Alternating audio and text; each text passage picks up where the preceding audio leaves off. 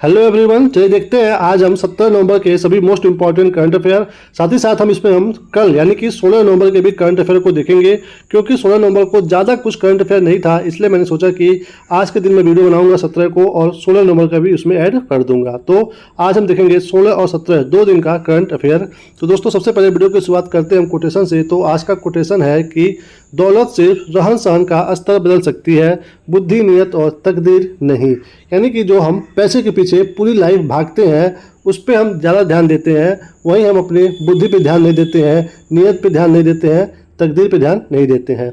मतलब as compare to इन तीनों चीज़ों के हम पैसे पे ज़्यादा ध्यान देते हैं अपनी पूरी जीवन में। ओके, तो आपको अपने बुद्धि यानी कि अपने दिमाग पे भी ध्यान देना है कि हम क्या सोच रहे हैं, क्या नहीं सोच रहे हैं, अच्छा सोच रहे हैं, गलत सोच रहे हैं, हमारी थिंकिंग अच्छी है कि बुरी है, किसी को लेकर के बहुत ज़्यादा बायस तो नहीं है। इस सब चीज़ पे भी हमें ध्यान देना चाहिए। और नियत हमेशा साफ रखना चाहिए, हमेशा नियत बिल्कुल प्योर होना चाहिए आपका। ओके, और तकदीर दोस्तों उसी का साथ देता है जिसका बुद्धि और नियत अच्छा होता है।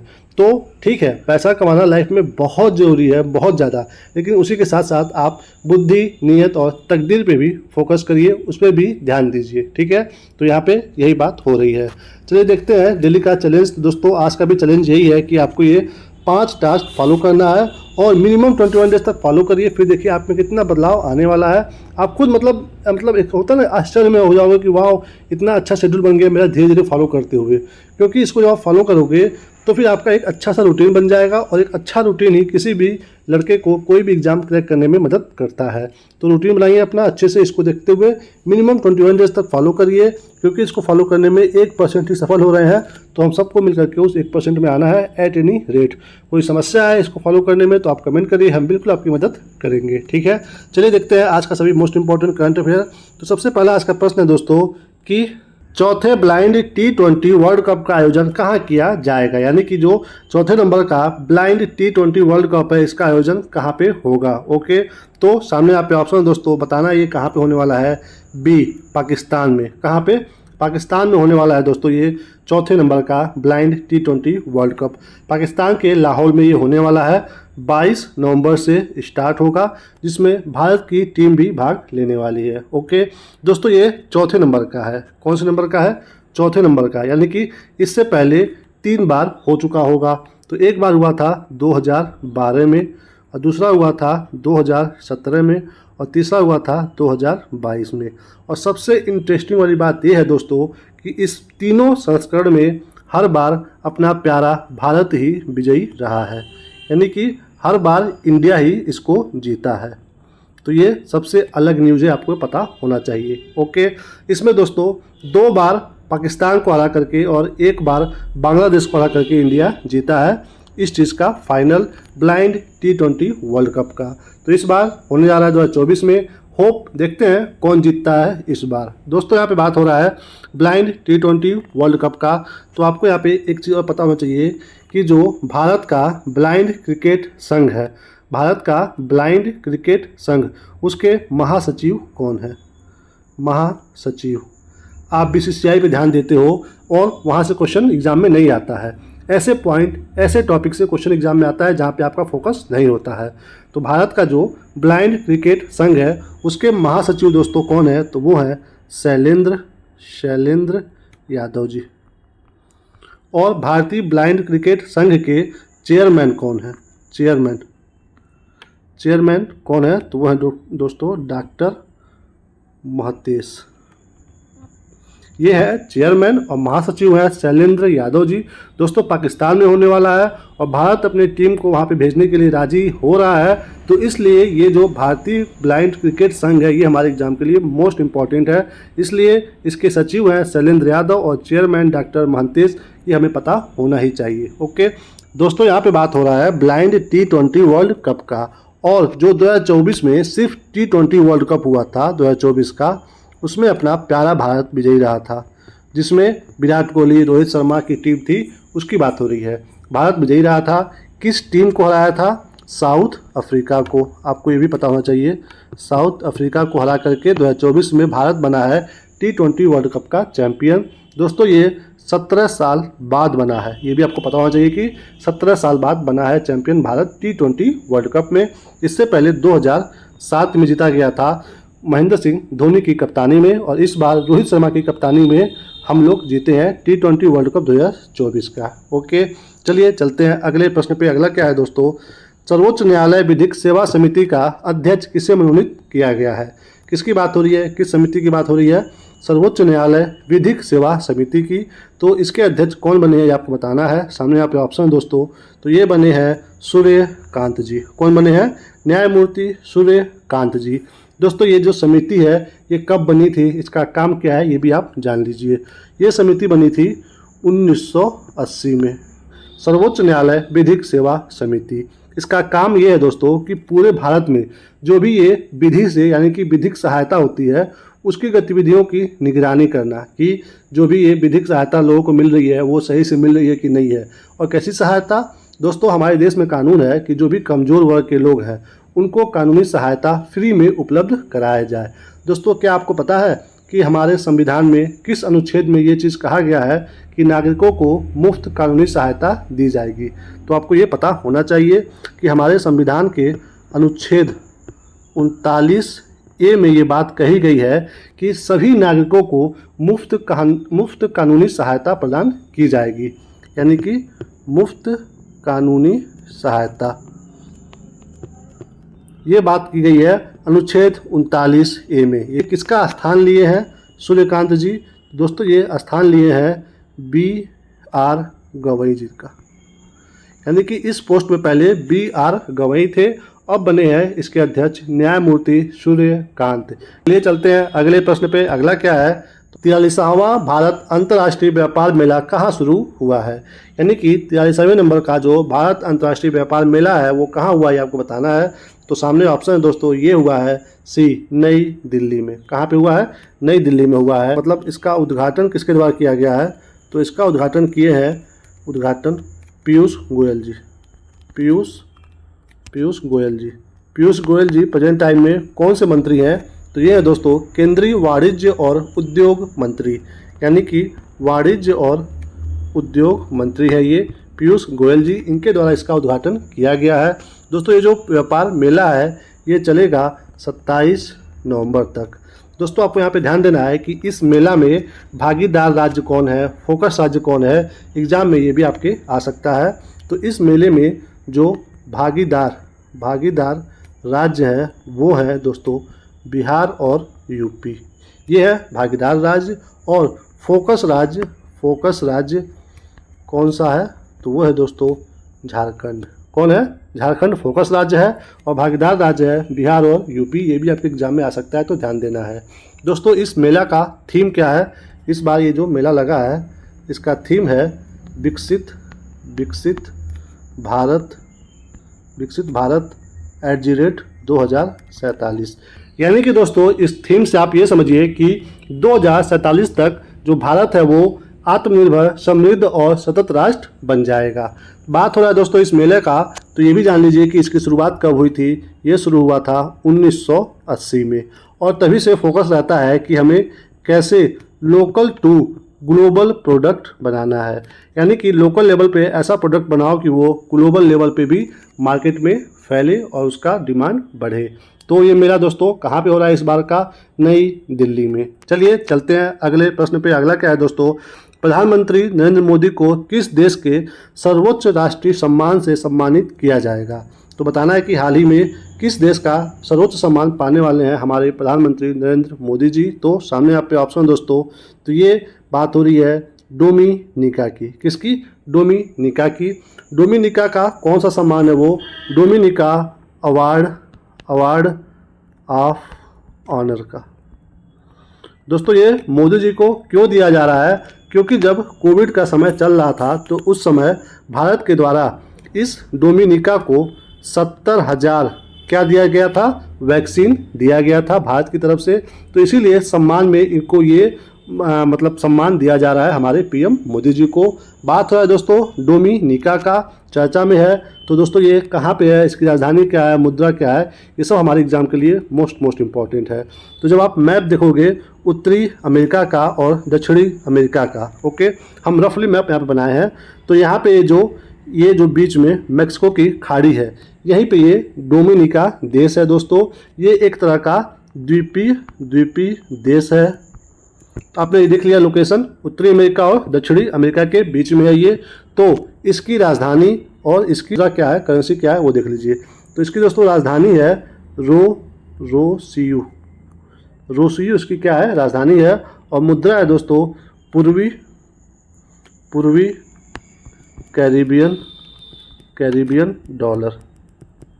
तो आपके एग्जाम में, इसलिए मतलब मैं यहाँ पे बता रहा हूँ, आपके एग्जाम में आ सकता है पूर्वी कैरिबियन डॉलर, उत्तरी कैरिबियन डॉलर। तो इसलिए यहाँ पे ध्यान देना है कि पूर्वी कैरिबियन डॉलर इसकी मुद्रा है डोमिनिका की और राजधानी है रोसियो। ओके दोस्तों, ये द्वीपीय देश है। और यहाँ के राष्ट्रपति कौन है प्रेजेंट टाइम में, तो वो है सिल्वेनी बर्टन।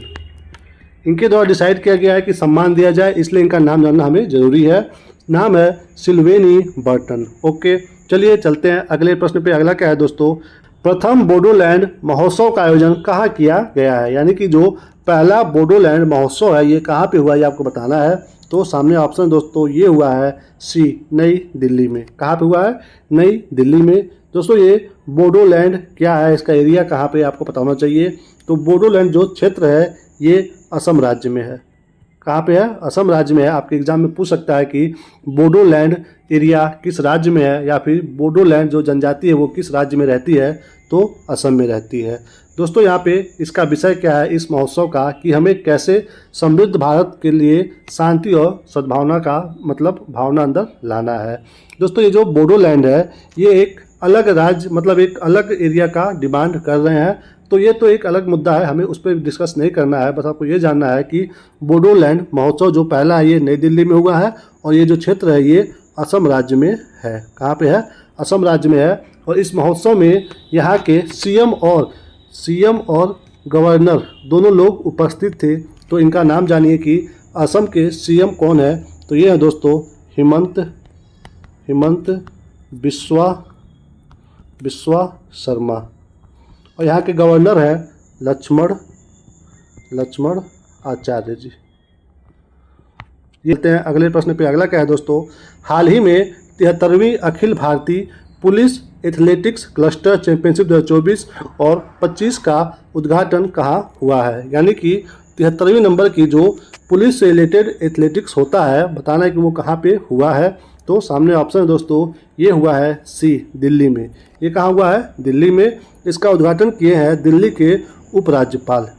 के उपराज्यपाल जिनका नाम है विनय कुमार सक्सेना।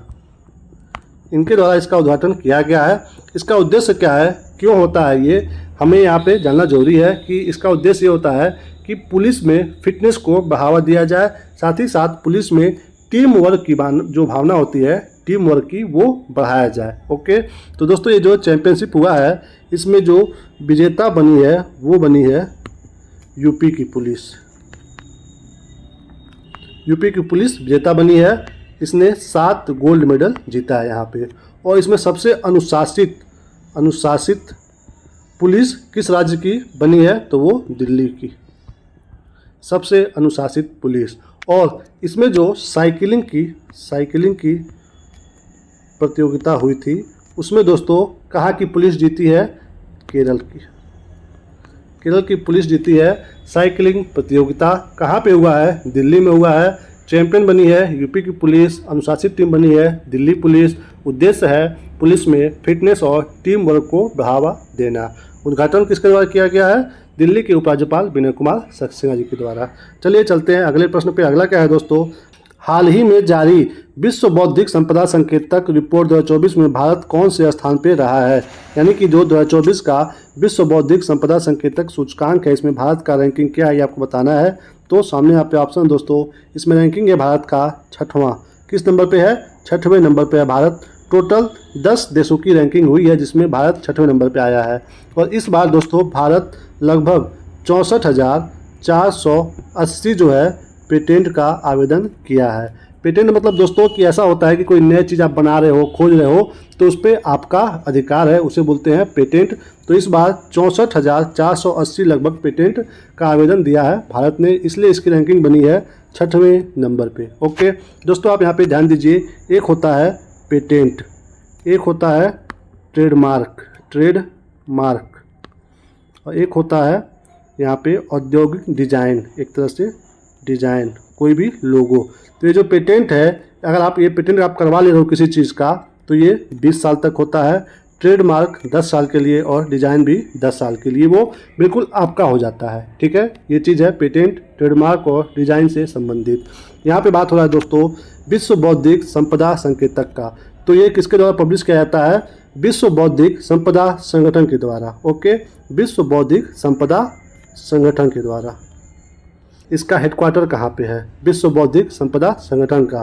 तो इसका हेडक्वार्टर दोस्तों जिनेवा में। कहाँ पे है? जिनेवा में, यानी कि स्विट्जरलैंड में है। और इसी के साथ आपको ये भी ध्यान देना है कि किस डेट को विश्व बौद्धिक संपदा दिवस मनाया जाता है। तो इससे रिलेटेड जो दिवस है वो 26 अप्रैल को मनाया जाता है। 26 अप्रैल को विश्व बौद्धिक संपदा दिवस मनाया जाता है। और इस बार भारत की रैंकिंग क्या है? इसमें 6वें नंबर पे है।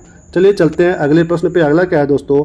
हाल ही में थिरू दिल्ली गणेश का निधन हुआ है, वह कौन थे? तो थिरू दिल्ली गणेश कौन थे ये आपको बताना है। सामने आपके ऑप्शन दोस्तों, ये बी अभिनेता यानी कि एक्टर थे दोस्तों। कहाँ के? तमिल फिल्मों के। तमिल फिल्मों में दोस्तों ये 400 प्लस फिल्में बना चुके थे। नाम है थिरू दिल्ली गणेश। इनका हाल ही में निधन हो गया है 80 वर्ष की आयु में। 80 वर्ष की आयु में ये थे दोस्तों अभिनेता। चलिए चलते हैं अगले प्रश्न पे। अगला क्या है? हाल ही में किस देश की डिप्टी पीएम डेनिस मंतुरो भारत की यात्रा पर आए हैं? यानी कि किस देश के डिप्टी सीएम है डेनिस मंतुरो, ये आपको बताना है। तो सामने ऑप्शन दोस्तों ये हैं रूस के। कहाँ के? रूस के हैं दोस्तों। क्यों आए हैं? क्योंकि यहाँ पे भारत और रूस का जो व्यापार है उसके बारे में चर्चा करने, बात करने। प्रेजेंट टाइम में भारत और रूस के बीच में जो व्यापार है वो लगभग है 65.70 अरब डॉलर का, जिसमें दोस्तों भारत ज़्यादा आयात करता है। भारत कितना कर रहा है इसमें से? लगभग 61.44 अरब डॉलर का, और सिर्फ निर्यात कर रहा है 4.26 मतलब अरब डॉलर का। यानी कि इतने रुपए का सामान भारत उससे ले रहा है और सिर्फ इतने रुपए का सामान उसको दे रहा है रूस को। क्या ज़्यादा लेता है भारत रूस से? एक तरह से आपको पता होना चाहिए कि वो है कच्चा तेल। ओके, और भारत क्या देता है रूस को? लोहा देता है, इस्पात देता है, विद्युत से रिलेटेड जो मशीनरी होती है वो देता है, और लेता है ज़्यादा मात्रा में कच्चा तेल। ओके दोस्तों, बात हो रहा है रूस का। तो रूस की राजधानी क्या है? तो राजधानी है मॉस्को। और इसकी मुद्रा क्या है रूस की? तो वो है रूबल। यहाँ के डिप्टी पीएम आए थे भारत की यात्रा पे, नाम है डेनिस मंतुरो। ओके, चलिए चलते हैं अगले प्रश्न पे। अगला क्या है दोस्तों? हाल ही में विश्व की सबसे बड़ी प्रवाल कॉलोनी कहाँ खोजी गई है? यानी कि सबसे बड़ी विश्व की प्रवाल कॉलोनी कहाँ पे मिली है ये आपको बताना है। तो सामने यहाँ पे ऑप्शन दोस्तों कहाँ पे मिली है? ए सोलोमन द्वीप पे। कहाँ पे मिली है? सोलोमन द्वीप पे। ये दोस्तों सोलोमन जो द्वीप है ये 1000 द्वीपों को मिला करके बनता है। किस सागर में है, किस महासागर में, ये भी आपको पता होना चाहिए। तो सोलोमन जो द्वीप है ये दोस्तों प्रशांत महासागर में है। कहाँ पे है? प्रशांत महासागर में है। जब आप मैप में देखोगे ऑस्ट्रेलिया का नक्शा, ऑस्ट्रेलिया का, तो यहाँ पे न्यूजीलैंड है, और यहाँ पे एक देश है पपुआ न्यू गिनी, और इसी के ऊपर यहाँ पे छोटे छोटे द्वीप को मिला करके कौन सा देश बना है? सोलोमन द्वीप। ये यहीं पे है, ऑस्ट्रेलिया और न्यूजीलैंड के ऊपर, नाम है सोलोमन द्वीप। ओके, यहीं पे मिली है प्रेजेंट टाइम में सबसे बड़ी प्रवाल कॉलोनी। दोस्तों ये जो सोलोमन द्वीप है इसकी राजधानी क्या है, मुद्रा क्या है, ये भी आप देख लीजिए। तो सोलोमन जो द्वीप है इसकी राजधानी है होनियारा। क्या है? होनियारा। और जो इसकी मुद्रा है, मुद्रा में ही सोलोमन डॉलर करके उसका नाम है। तो वो तो इजी है, आप आराम से देख लोगे ऑप्शन में। तो चलिए चलते हैं अगले प्रश्न पे। अगला क्या है दोस्तों? हाल ही में चर्चा में रही सुखना झील किस शहर में है? किसकी बात हो रही है? सुखना झील की। तो बताना है कि किस शहर में है। तो सामने ऑप्शन है दोस्तों, ये है डी, चंडीगढ़ में। कहाँ पे है? चंडीगढ़ में है सुखना झील। चर्चा में क्यों है? क्योंकि इसके आसपास के 1 से 2 किलोमीटर के क्षेत्र में क्या बन रहा है? Eco sensitive zone, eco sensitive zone बन रहा है इसके 1 से 2 किलोमीटर के एरिया में, इसलिए ये जो झील है ये चर्चा का विषय बना हुआ है। सुखना झील कहाँ पे है? चंडीगढ़ में है। ओके, चलिए दोस्तों, यहाँ पे एक चीज़ और देख लीजिए आप, जो भी भारत की प्रमुख झीलें हैं वो यहाँ पे एक फ़ोटो में आपको प्रोवाइड कराई जा रही है। आप इसको स्क्रीनशॉट ले लीजिए या फिर ये फ़ोटो मैं अपने टेलीग्राम पे डाल दूंगा, आप वहाँ जा करके इसको डाउनलोड कर सकते हो। इसमें भारत की जो भी प्रमुख झीलें हैं वो सब मैप में प्रोवाइड कराई गई हैं। ओके, चलिए दोस्तों, इसी के साथ इस वीडियो को यहीं पे हम समाप्त करते हैं। Thank you for watching. इस वीडियो से आपकी थोड़ी सी भी जानकारी बढ़ी हो, थोड़ी सी भी, तो प्लीज़ चैनल को सब्सक्राइब जरूर करिए, वीडियो को लाइक करिए, शेयर करिए और कमेंट करके बताइए कि आपको वीडियो कैसा लगा, अच्छा या बुरा, जैसा भी आपको लगा हो आप एक कमेंट करके हमें ज़रूर बताइए, क्योंकि आपका एक कमेंट हमें बहुत ही मोटिवेट करता है। तो प्लीज़ एक कमेंट जरूर करिएगा। अपना ख्याल रखिए और मुस्कुराते रहिए हमेशा। मिलेंगे हम आपको अगले वीडियो में, तब तक के लिए जय हिंद, वंदे मातरम।